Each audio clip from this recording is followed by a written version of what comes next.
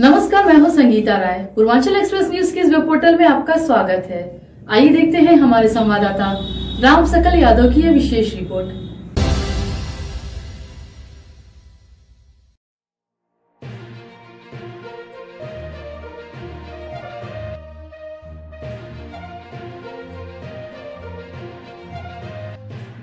आजमगढ़ के नेहरुआल सभागार में शनिवार को सोनकर समाज युवा सम्मेलन और जनप्रतिनिधि सम्मान समारोह का आयोजन किया गया। इस दौरान मुख्य अतिथि के तौर पर जौनपुर जनपद के मछली शहर विधानसभा की विधायक डॉक्टर रागिनी सोनकर मौजूद रहे। इसके अलावा आजमगढ़ के तमाम खटिक समाज के जनप्रतिनिधिगण मौजूद रहे। बतौर मुख्य अतिथि मछली शहर विधायक ने कहा कि उनका समाज आज भी बहुत पिछड़ा है, इसको जागृत करने की जरूरत है। खटिक समाज की लड़कियां आज भी अशिक्षित रह जाती हैं, समय से पूर्व ही उनकी पढ़ाई छुड़वाकर शादी कर दी जाती है, जिससे पिछड़ापन बरकरार रहता है। इसीलिए इस सम्मेलन के माध्यम से खटिक समाज के जितने भी जनप्रतिनिधि हैं, चाहे वह किसी भी पद पर हो, प्रधान से लेकर विधायक तक, सभी लोग यहाँ पर जुटे हैं और समाज को आगे जाने को लेकर मंथन किया जा रहा है। उन्होंने कहा कि वह एम्स से MD की डिग्री हासिल की है और इसके बाद राजनीतिक में कदम रखी है, लेकिन आज भी उनके देश में राजनीतिक में पढ़ने लिखने लोगों की कमी है, इसीलिए देश की राजनीति पर दुष्प्रभाव पड़ा है। खटिक समाज युवा जनप्रतिनिधियों का एक मीटिंग बुलाई गई थी, जिसमें खटिक समाज से जितने भी जनप्रतिनिधि हैं, चाहे वो आपके प्रधान हों, पूर्व प्रधान हों, BDC हों, प्रमुख हों, ब्लॉक प्रमुख हों, जिला पंचायत सदस्य हों, पूर्व सदस्य हों, प्रत्याशी रहे हों, जितने भी हमारे युवा भाई और बहनें हैं खटिक समाज की, उन्हें आमंत्रित किया गया था एक मीटिंग करने के लिए, ताकि जो नारा चल रहा है इस समय कि जिसकी जितनी हिस्सेदारी उसकी उतनी भागीदारी, तो उसमें हम अपने समाज को किस तरीके से जोड़ें, किस तरीके से उन्हें एनलाइटन करें और उन्हें बताएं कि आपको किस तरीके से अपने हकों के लिए लड़ना है। आज़ादी के बाद से अब तक भी यह समाज पीछे रहा है, किस पार्टी को इसका वजह मानते हैं? देखिए, मैं किसी भी पार्टी को वजह नहीं मानती। मैं मानती हूँ कि सबसे बड़ी वजह है अज्ञानता, शिक्षा का अभाव। ये वजह है जिसकी वजह से कोई भी समाज, और स्पेशली दलित समाज जो है वो आज पिछड़ा है, चाहे वो पिछड़ा समाज हो, अल्पसंख्यक समाज हो, आदिवासी समाज हो, क्योंकि वहाँ साक्षरता नहीं है।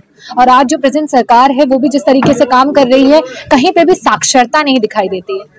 सरकार के जो भी प्रोग्राम्स और एजेंडाज हैं वो कहीं ना कहीं हमारा जो निचला तबका है, जो कि आर्थिक रूप से भी कमजोर है और साथ ही साथ शिक्षा के रूप से भी कमजोर है, उसे और कमजोर बना रहे हैं और इस तरीके से उस पहलू पे लाके खड़ा कर दे रहे हैं कि उसकी इच्छा भी नहीं हो कि वो काम करे। वो घर पे बैठ करके खाने का आदी होता जा रहा है और कुछ दिनों में ऐसा होगा कि घर पे बैठ के खाते खाते वो भूल जाएगा कि उसे काम भी करना आता है।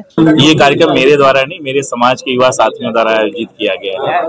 इस कार्यक्रम की रूपरेखा जो है हमारे युवा साथी ब्रजेश सोनकर, संजय सोनकर, परशुराम सोनकर, हरिश्चंद्र सोनकर, इन लोगों ने तैयार किया था।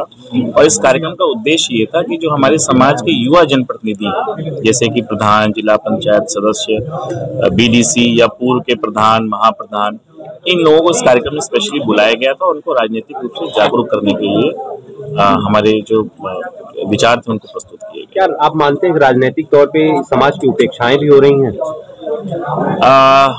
मैं ये नहीं कह सकता बहुत ज्यादा, क्योंकि हमारे समाज के लोग धीरे धीरे शिक्षित हो रहे हैं, पर राजनीतिक जागरूकता भी उनके अंदर नहीं है। जिसे शेड्यूल कास्ट के अन्य समाज के लोगों के अंदर राजनीतिक जागरूकता आई है, अभी हमारे समाज में राजनीतिक जागरूकता नहीं आई है। और जो हमारे पुराने नेता रहे हैं उन्होंने प्रयास तो किया, बट उतनी सफलता उन लोगों को मिल नहीं पाई। एक हमने शुरुआत की है, अब देखते हैं कहाँ तक इसमें पहुंच पाते हैं। आमतौर पर सारी पार्टियां अपने किसी समाज को अपना मानती हैं, तो आज खटिक समाज किस तरह से किस पार्टी में रहना चाह रहा है या उसकी अपेक्षाएं क्या हैं? अब खटिक समाज किसी पार्टी में नहीं रहेगा, खटिक समाज अपने समाज के साथ रहेगा। जहां उसको नेतृत्व मिलेगा, खटिक समाज उसके साथ।